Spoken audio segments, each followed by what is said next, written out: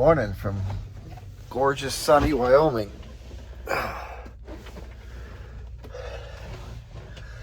Went to bed here at the call. We have 30 minutes before we could roll. Man, this morning I got here, I was just tired. I went to bed. I was out. The APU is nice. Even though it hasn't really been that warm yet, other than yesterday in Utah, but it's kind of overcast and rainy. I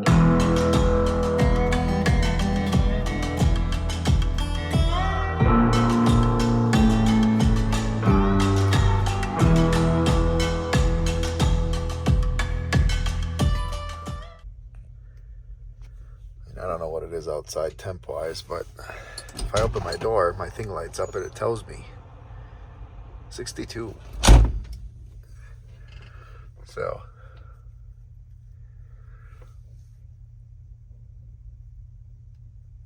with the clouds being gone, there's no sun, so APU doesn't need to really run all that much, but it does a good job. So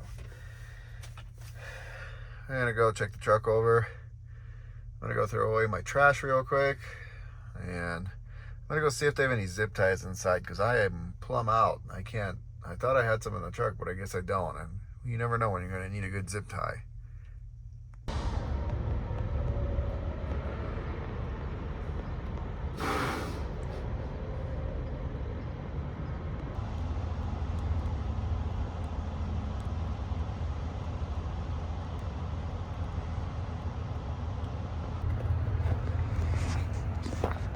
We're at the good old call. Good old call. Where the parking lot is starting to look like a freaking mud pit. I don't know if I could go around that way. Maybe if I go all the way the hell around.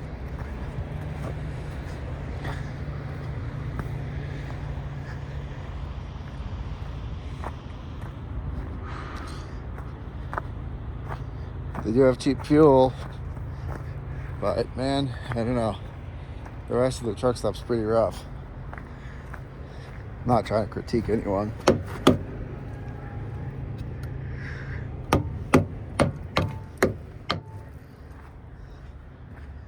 I mean, shit, stuff like this with nails in it. And I'm not saying it's their fault, but it'd be nice if we had concrete or asphalt here. But then maybe the fuel wouldn't be so cheap. We do have a little air leak on this trailer.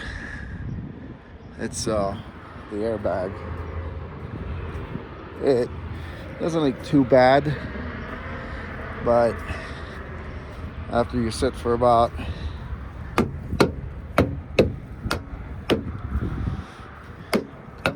10 hours like we did here or so, she definitely loses some air. Now, this right here was the only spot I could get without getting too dirty. We did have a pull through, but I didn't want to park all the way over there.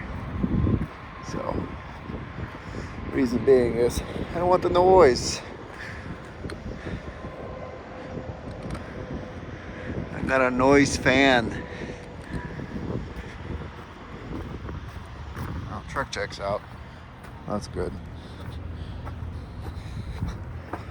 Let's go throw our trash away and see what they got inside.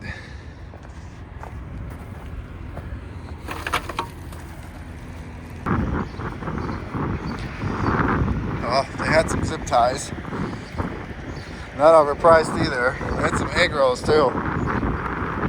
My microwave broke. I got some factor meals with me, but being that my microwave's broken, it keeps tripping my inverter. Can't cook them. I mean, I guess I could bring them in here and cook them, but I don't like doing that.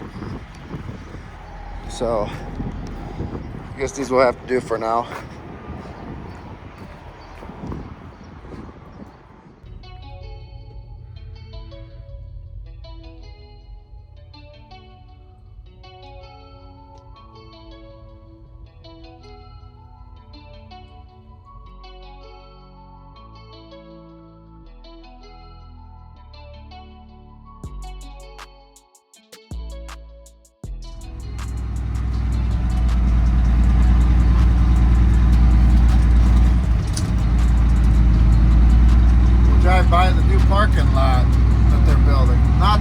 stop.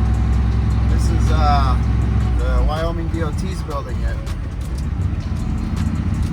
It'll be a huge, nice rest stop over here. This used to be where we're driving through right now. This used to be a parking lot for them, but man, I don't know, they took it all out.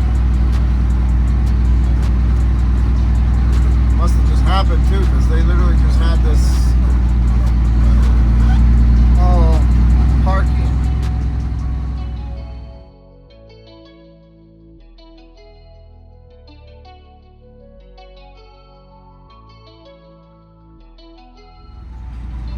All that concrete up there ahead, it's going to be truck parking here at the Quealy Dome exit, 290 in Wyoming.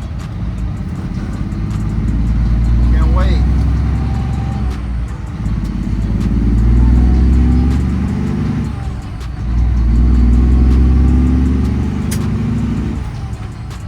This road over here used to be so beat up, you couldn't go more than 10 miles an hour on it. Now obviously the state redone it because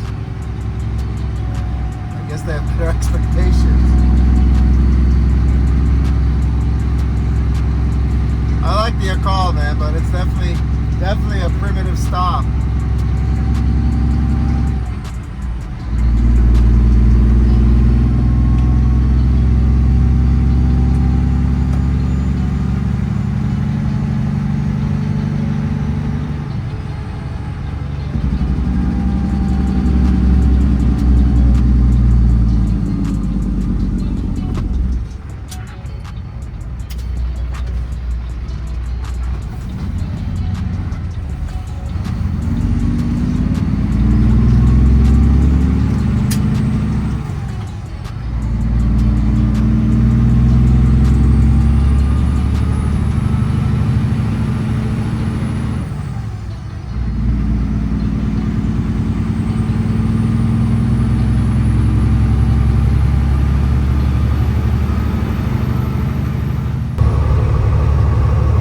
Suckwinder over there in the left lane's pretty mad.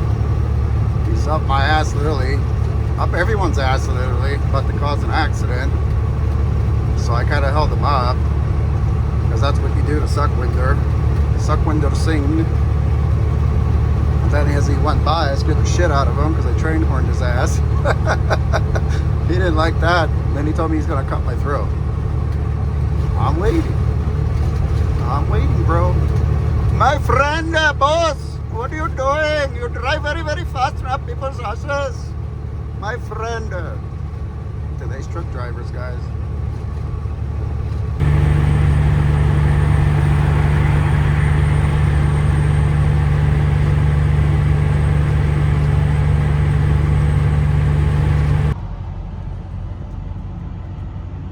Ain't nothing like working on your truck at 1 a.m. No, actually 2:30 in the morning. What am I talking about? So this is like the crankcase little breather filter oil drain. This is a crankcase filter. This is a non-serviceable filter on this truck, so it's not really a filter anymore. It's just a hole that lets crap by. But anyway, oil drains back from here because this separates your crankcase vapors and your oil, and it drains back into the block. And this is so old, obviously with 1.2 million miles on it, that it's not very happy anymore, and it cracked. And I was like, why in the hell am I having oil? And that's just the oil that spilled out of the tube when I broke it. But you see that on the oil pan? Like, this truck doesn't have any leaks, and I see that, and I see that, and I'm like, oh, let me see what the hell's going on here. That was broken. So now it's fixed. And actually, what made me notice it at first was this.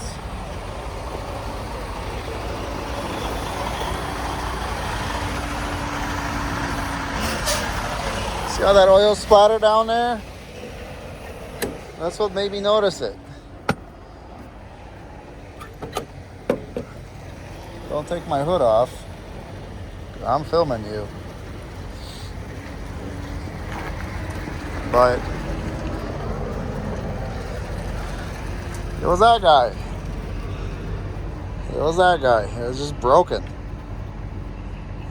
And it wasn't broken all the way because I had a barb fitting in there because it kind of cracked since I did the compressor. Because you can't get these stupid tubes anymore. But I have a spare that I have at home from the X15.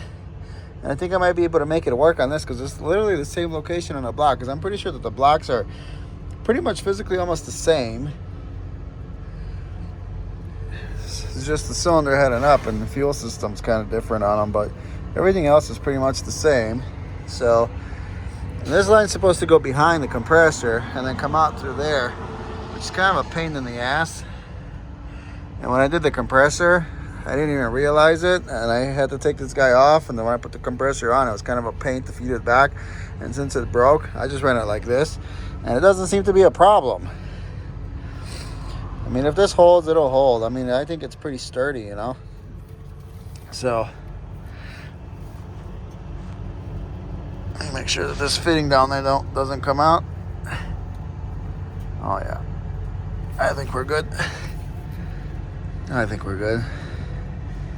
That ain't going nowhere. So again, it might leak a little bit because I doubt that 200 mile an hour tape will hold oil, but at least it ain't gonna be making a mess anymore. That's not a big deal. And I get paranoid when I get over here, guys, because every single time I come through Boise, and it hasn't been like recently, obviously, because it's been all right, but back in the day, every time I come through Boise, I always have to have something happen to me. So let's hope that this is all that happens tomorrow. But all right, let's put everything away.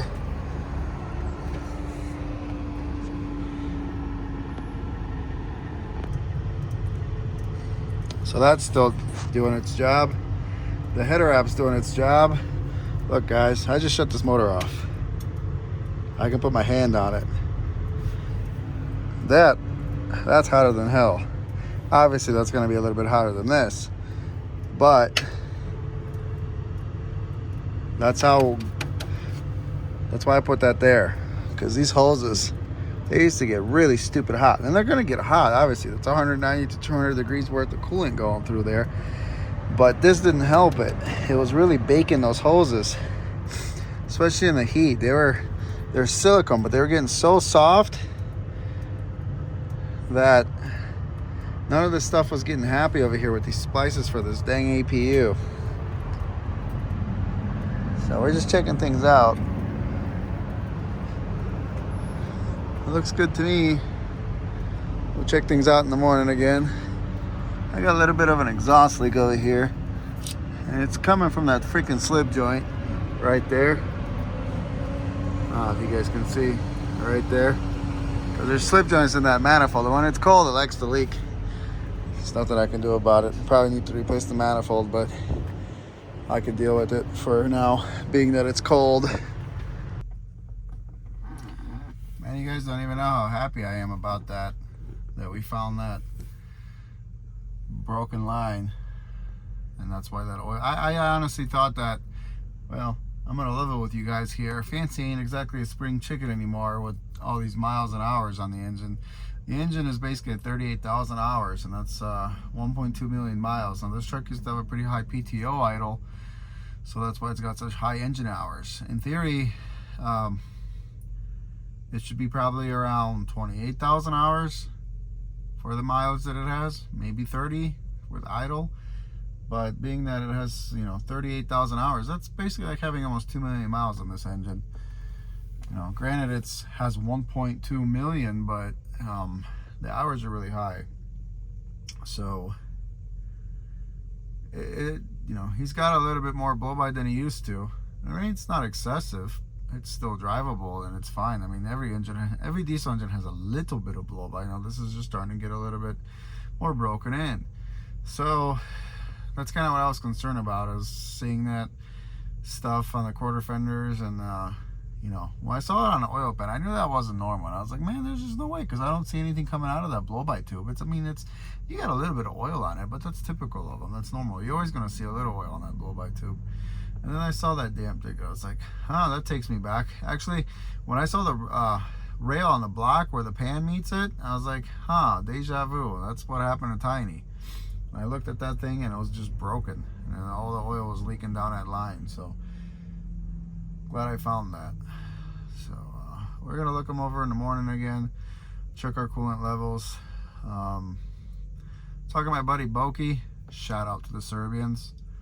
He's got a tri-pack that he had factory, and he kind of confirmed my suspicions of the cooling pressures being way too high for these APUs and these lines, because he has the same problems with his constant issues with high pressure. Because Cummins, I mean, I think every engine that runs about 15 pounds in the cooling system now, and that's what Cummins runs. Maybe the other ones run around 12, but I know Cummins runs 15 pound radiator caps. And these cooling lines, these heater lines that go back, and when you splice them, they hate life. I mean, 15 psi is a lot for a warm clamp, you know, and it's a lot for that APU, especially when you got them devil spring clamps that I call. I hate those things, you know, the ones that you got to pinch. Those things don't hold under pressure very well. And he's been having the same problems with his, and Thermo King told him that it's because you have a Cummins and it's heated to the cooling system and it can't take 15 pounds. And especially when you shut the engine off, because that's when the pressure kind of gets, you know, higher, obviously. When you shut the engine off, coolant heat still rises a little bit and pressure will rise in our system. So that's when it really hates life. Now, his leaks at the clamp right at the radiator. Now, I noticed that mine still has a bad radiator. I'm not having any other leaks anywhere anymore because I've double clamped everything, and it seems to have done the trick, especially, you know, at the splices on the firewall that you got to do for the cooling, the heater lines for the APU for the coolant. But that may be because I have that pinhole leak in that radiator that needs replaced. Now I might fix that radiator, might take it to a shop, and if I ever have any downtime again, and I'll get that radiator fixed, because I honestly don't want to pay $200 for that thing. That's insane. It's just a little tiny heat exchanger, and they want $200 for it. Aftermarket. I don't imagine what Thermo King wants for it. I don't even want to call. So maybe that's why I'm relieving pressure at the APU, because it's coming out the radiator, not the clamp.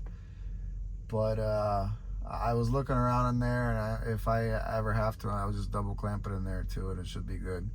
That's the thing. It's like, you know, 15 psi, that's a lot of pressure for, you know, regular old little warm clamps. So sometimes you might have to double clamp it for it to hold, and that's what we done, and it seems to be doing all right. Cross our fingers. So I checked the fuel prices. Maverick, it is 5 cents cheaper at the T8 than the Maverick here. I will tell you guys, I really do like Maverick's fuel. I think they got a better fuel system, or they're getting their fuel at a better location at T8 than Petros do, because these trucks seem to be a lot happier, and the filters are staying cleaner a lot longer on Maverick's fuel, because we've been running exclusively mostly Maverick for a while now, because they've been cheaper. Wyoming and Nevada. Now here honestly, Idaho, they don't use biodiesel at TAs. California does. So I haven't really had a problem here. I've been getting good fuel at this TA, but like compared to the crap we used to get in Mill City, Nevada, I don't know what it is, but that truck stop is just janky. It used to plug our filters all the time. I'd be changing separators left and right constantly, because I would be draining fuel out of the separators a lot too, but also I would be changing them a lot. They'd be just getting plugged up. So I think it was just that garbage fuel over there in Mill City. Because a little while after that, we started getting fuel there at the Loves in Winnemucca, and it kind of stopped, even though Loves is biodiesel. So I was probably not going to go there anymore. Probably would rather fuel at the Mavericks, even if it's a little bit more. I'd rather go to the Maverick than go get fuel there, because I just not convinced on that TA fuel there in Mill City. Same thing with Wells Petro, same deal. Probably the same fuel network. So, but we'll fuel at the TA tomorrow because it's cheaper, and then we'll just mosey on over to Seattle. We got shut down here at 2:30 in the morning local time, so it's 1:30 our time. We'll be able to roll out of here at 12:30 local time, give or take, after a 10-hour break. So not much driving footage at night, because you guys don't get to see anything. Last week was a little bit better, because I ran more during the day. But tomorrow we get a little bit more daytime, so maybe we'll get some more driving footage. We shall see. You know, sometimes you just get in that mood and you just want to drive and think and drive and daydream and drive, and it's just, you just forget about it. You forget about, oh, I'm a YouTuber. Not really. But I'm gonna go to bed now. So thanks, guys. Appreciate you watching all this, and I'll see you tomorrow. Pick it up, pick it up, pick it up, pick it up. You see the drippy, I'm fitted up. Hop in my car and the giddy up. Secure the bag, yeah, I get the bus. Pick it up, pick it up, pick it up. You see the drippy, I'm fitted up. Hop in my car and the giddy up. Secure the bag, yeah, I get the bus. Pick it up, pick it up, pick it up, pick it up. I've been on the flex since flex zone.